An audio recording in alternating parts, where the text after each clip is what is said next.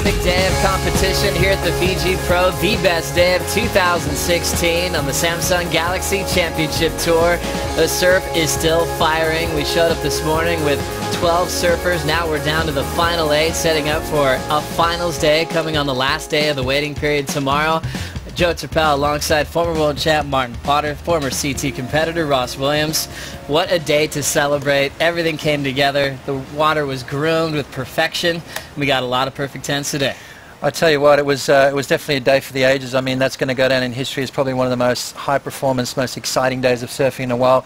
We waited 8 days for it. Mother Nature did not disappoint us, that's for sure. We had some highlighted heats with big scores, big exchanges, and Ross, on the other side, there were some that were a lot about hassling, being out of position, and saw some relatively low numbers.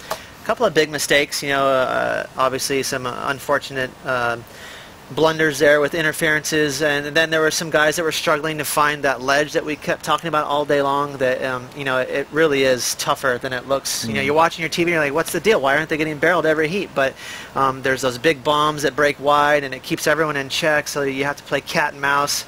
But then the usual suspects make it look easy. Yeah. So starting off with round 4, one of the highest scoring round 4s we've had of the season. You said it was going to be like a surf movie, Ross. Let's start the film right now. Gabriel Medina getting a perfect 10 and join the conversation. What was the best wave of this epic day? Potts, why don't you walk us through this gem of a ride this morning? Yeah, you know, Medina started slow, didn't he? I mean, he had a tough heat, Dusty Payne, but I tell you what, this wave was his second scoring ride. His first one was less than a point, and I'd say what he backed it up with an absolute bomb. Came out, a little bit of an early claim right there, and then realised, hang on a sec, there's a bit more work to do. Hit the brakes and then just backdoored that section. The first heat, first 10, I mean, it's pretty rare to see that the judges throw a 10 straight away in that first heat, knowing that there's still that much more to come. He had so much room to move. He could have put his hands up to the roof, and he still would have had a few feet above his head. Packing both sections. Yeah. Sealed this one all the way to the quarterfinal. He was feeling it in that first morning heat, non-elimination format. Then, Ross, let's compare the 10-point version that came in the next heat from Kelly Slater. Yeah, I think, you know, that might have been the best wave we saw all day from Gabriel. It's such a big one. But from Kelly, now we're looking at more of a technical effort. No hands, you know, and getting up and over the foam ball, that's so tough to do. You know, he very easily could have grabbed the rail for safety just to make sure he made it out, but that's Kelly Slater. You know, this is his element right here. It was all about him today. We knew he was going to show up, and he didn't disappoint. First wave, no hands, 9.77. Now the perfect 10. A couple of huge sections to deal with, Potts. Yeah, I mean, and then backed it up with this section through the inside. I mean, that was a no-brainer 10 as well. Equally as good as Gabriel Medina's. You know, we talk about maybe one day they're going to have to use that sliding scale when it comes to places like Cloudbreak, Chopu, Pipeline, because in my eyes there's some 10s that are better than others, and I think you know, at least today anyway, I think both those 10s were just as amazing. Both of them were double barrels, both of them with just as much style. Obviously goofy versus regular. Ross, I'm not sure what you think, but I'm liking the backside option. Backside's pretty rad. You know, it's cool because you see more body, you see limbs involved. So it just looks like, whoa, it's very impressive. But in terms of you could have a wave fall in your lap and you could ride it, that wave of Gabriel's was like, oh my God, it was so perfect. It was big, it was a no-brainer. He was coming out, he was deep. Pretty amazing stuff. We look back at all the 10s of 2016. Felipe Toledo getting one on the Gold Coast before he got injured. 2 10s from Medina and Rio. Got a 10 this morning, a big double barrel. Kelly joining that list. How hard is it to get a 10 from the panel these days? So we saw the 2 10s this morning. Then other guys hit the lineup with some brilliant performances, just getting under that mark. As at a competitor, Potts, does that hurt you? Is that something special that you really want to go down in your career? No, I mean, it is special, Joe, but you know, at the end of the day, as long as you're winning those heats, as long as you're getting top scores, I mean, Mick Fanning's wave, in my eyes, I reckon they could have thrown a 10, and 3 judges actually agreed with me, 2 judges didn't, and then John, the heat right after with that no grab, just pumping through the barrel. I mean, that was amazing technique from him as well, so there could have easily been 4 10s to kick the day off. It's all relative, Joe. You know, sometimes there's a wave where like, that should be a 7. 6.7, what's up with that? But because it's right next to the ceiling, you're like, just give it the 10. Yeah, just, you know, go ahead, let it out there, but it's a really good problem. Let's check out one that got really close. Mick Fanning, Ross, you called this matchup. He's been looking on point, taking a couple of events off, right back to business. What was your favorite part about this Red, Ross? Well, I love that he got himself back there, because if you guys remember, he had kind of a slow start in his heat. It took him a good 10, maybe 15 minutes to find himself on that really good wave that he wanted. But he grinded it out, and he found that wave. And that really is the key element to today's surfing, is getting yourself on that ledge. It's really tough to do.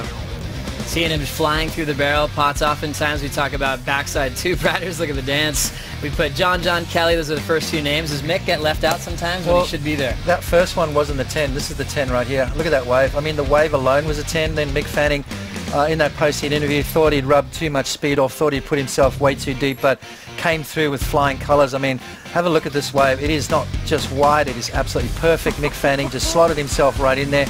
If that's not a 10, then I don't know what is. But, I mean, look at that section right there. I mean, he is so deep on that. Got spat out, came out with the spit. That's as deep as you possibly could get. Throw the 10 at him, as you said. Joe, that's the other wave. So if you can't have Gabriel's wave, you want that one. Because it was a roll-in, and it was so perfect. It was a fun-looking wave. Highlight reel continue. Remember, Mix was a 9.8. What about this one? John Florence just missing out on a 10-point rad pot. You know, I think because it had that white water on, it doesn't look as pretty. But look at this here. No grab. Driving through that section. I mean, there's not many guys on the planet, Ross, that can do that, really, is there? It's amazing. He knows exactly how to keep tabs. He has an amazing awareness, him and Kelly and Gabriel and Mick, but you know, especially John. He has an awareness where I need to go fast. Now I need to slow up.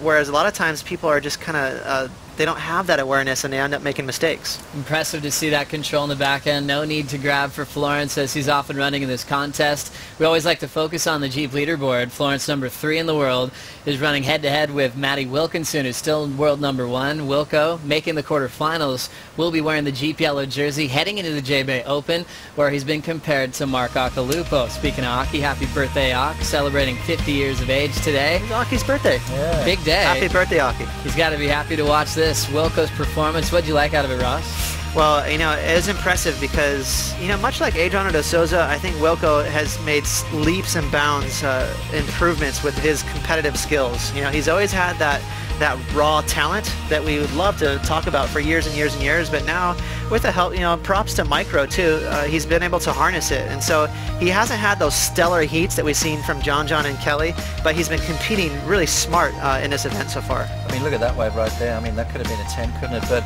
I thought he surfed incredibly well, and I loved his post-heat interview where he said, you know what, that was for all those people that thought I couldn't surf on my forehand. Now, good on you, Wilco. But, you know, it was a tough heat getting through that heat. John was in that heat. To beat John in those kind of conditions was amazing, but still plenty of work to do. He's got John again in quarterfinal number 4, so it's going to be good. Impressive, boys, as we get excited about this world title race. Checking out the Jeep leaderboard, Wilco on top, John Florence number 3. They're going head-to-head early in the quarterfinals. Also seeing Adriano de Souza in the event, Gabriel Medina. They're going to knock each other out as well in the top half of the draw. Going out on the line early, who seems like they have that fire with or without the yellow jersey? Starting with you, Ross. Who seriously looks like a world champion today? Well, you know, first of all, I think this is a really fun matchup. A good rivalry in the making here between Matty Wilkinson and John. And because we're still taking a percentage of last year's seedings, we might see them match up for another event or two, which is cool for us because, you know, we'll see this battle between the two, and they surf so different. But, you know, Matty Wilkinson, he's proving a lot of those naysayers wrong by getting these solid results, and it's all new ground for him. But talent-wise, it's hard to look past John. And you got guys with experience, De Souza, Medina, our last 2 years dominating the world as world champions. They're having a matchup relatively early in this draw, Potts. I think you got to keep your eyes on Gabriel Medina. He's won out here before. He's going into J-Bay where he kicked his year off last year.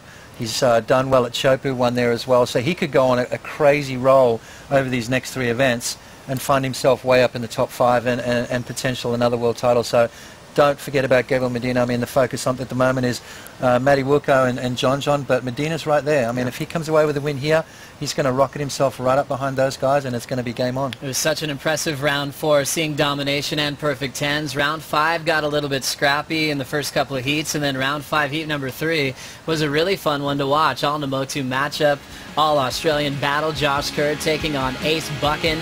What a great matchup on paper. Buchan's done so well in hollow conditions in the past. Kerr's is one of the best tube riders in the world. How'd this one unfold, Ross? Yeah, it's pretty crazy. You know, I definitely thought Ace had the advantage. Just based on wave selection, Ace really has a good beat on this reef out here, and that's really what it's all about between these two. Now, of course, you can compare the goofy regular foot stance, and you know, for Josh, as you mentioned, he's really good. You know, he knows how to get barreled out here. But from the very beginning, you saw Ace just had that rhythm. He was catching a lot of waves, and at the end of the day, I think because he had that quick rhythm, it got him the win. Looking at Ace Buchan looking so comfortable over the ledge. We've seen him win at Chopu. It was almost interesting to see Kersey get such a late start in this matchup, Pops. Yeah, you know, it was part of that day where, you know, it sort of looked like it was going to slow up as far as the conditions go. I mean, Josh Kerr's surfed incredibly well, but, you know, I was having a chat with Kelly just before, and, you know, who are the best tube riders out here, and Kelly threw Ace right up there in the top 5 guys. So watch out for Ace Buchan if he gets himself on the good waves. He's won in gnarly conditions before. He won at Chopu against Kelly in the final, so you know he's another one. If he finds himself on those good waves, which he did there against Josh Kerr, another danger man. Ace Buchan running right into Mick Fanning into the quarterfinals for a big matchup on finals day. Rosie Hodge had a chance to catch up with Ace after that big win. Well, Ace, a dreamy heat from you. I mean, the conditions, not a drop of water, out of place, but coming up against one of your good friends. I mean, you guys are both staying on Namotu. How's that dynamic in the water? Oh, look, at this stage of the event, I think you're kind of in your own headspace, and you know, yeah, Josh and I are good mates, and we were just laughing before. We've surfed so many heats together over the years. We kind of always seem to draw each other, and I think they were probably the best waves we've ever surfed a heat in, and yeah, it's tough to kind of surf against mates, but like I said, I think, you know, for me, I get to this point and I know I'm really just competing against myself. And having said that, coming up against your roommate Mick Fanning in the quarterfinals, I mean, is there going to be any kind of, you know, sucking out each other out during tonight? Yeah, it's going to be fun. I saw the kind of way the draw shaped up after that 4th round, and you know, if I made that heat, I was going to be surfing against Mick, so that was a really big goal. Yeah, we've been bouncing off each other here in Fiji, and you know, Mick's a great mate of mine, and to get to surf against him here, hopefully in waves as good as this, you know, it's just been so dreamy today. It's going to be a big challenge, and I'm looking forward to it. We're so looking forward to it, Ace. Enjoy the rest of your day. Thank you. Cheers, guys. Great to catch up with Ace Buchan into the quarterfinals. Namotu getting a slight edge coming into finals day. It was 6-6 when we had the final 12 this morning. Now 5 Namotu residents heading into finals day over 3 from Tavarua.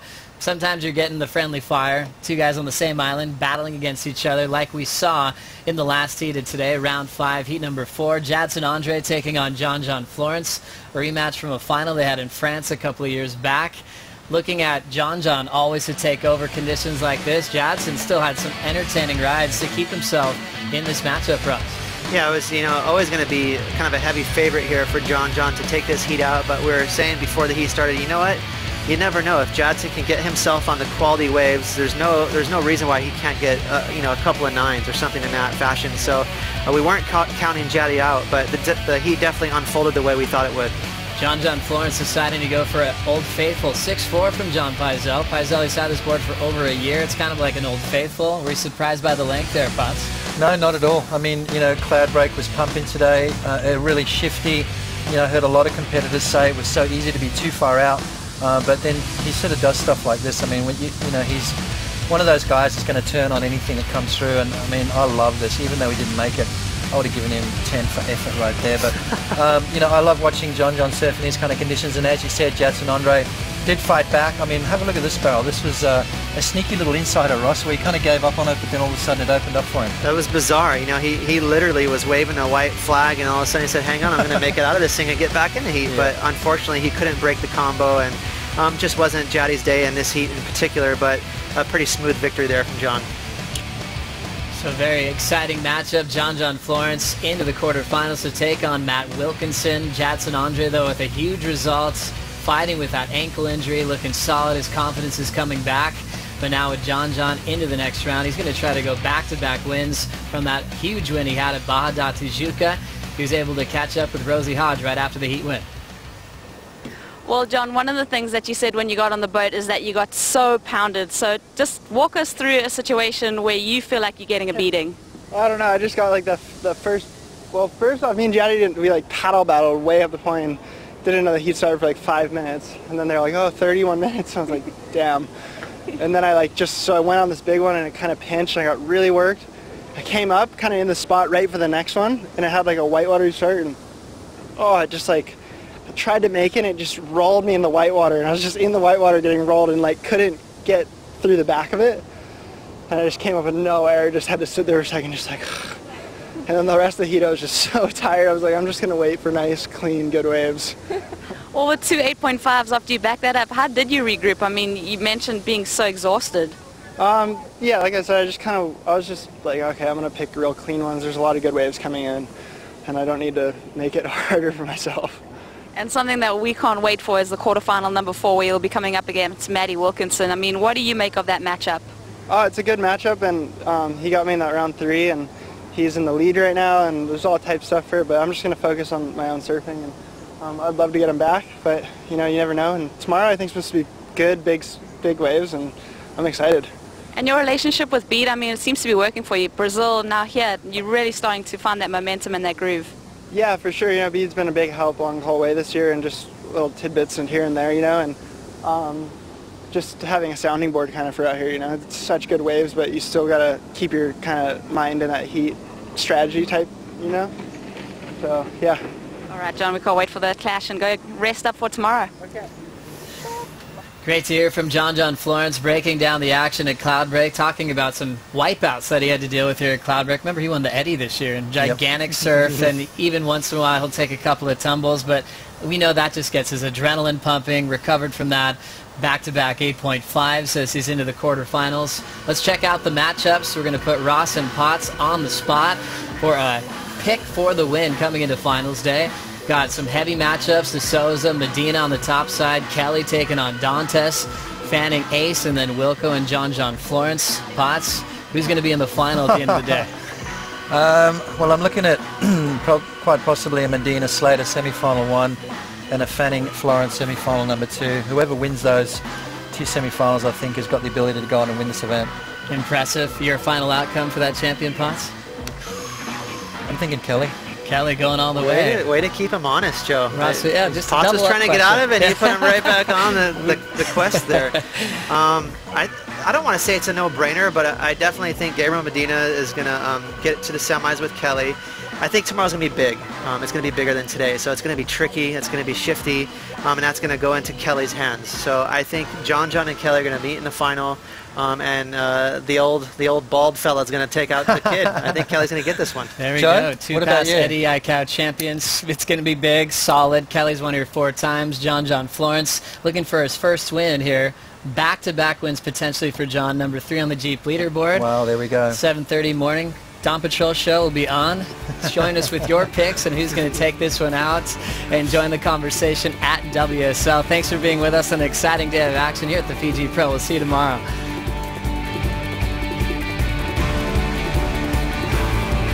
This copyrighted event broadcast is produced by the World Surf League for broadcast around the world and may not be retransmitted, reproduced, rebroadcast, or otherwise distributed or used in any form without the written consent of the World Surf League.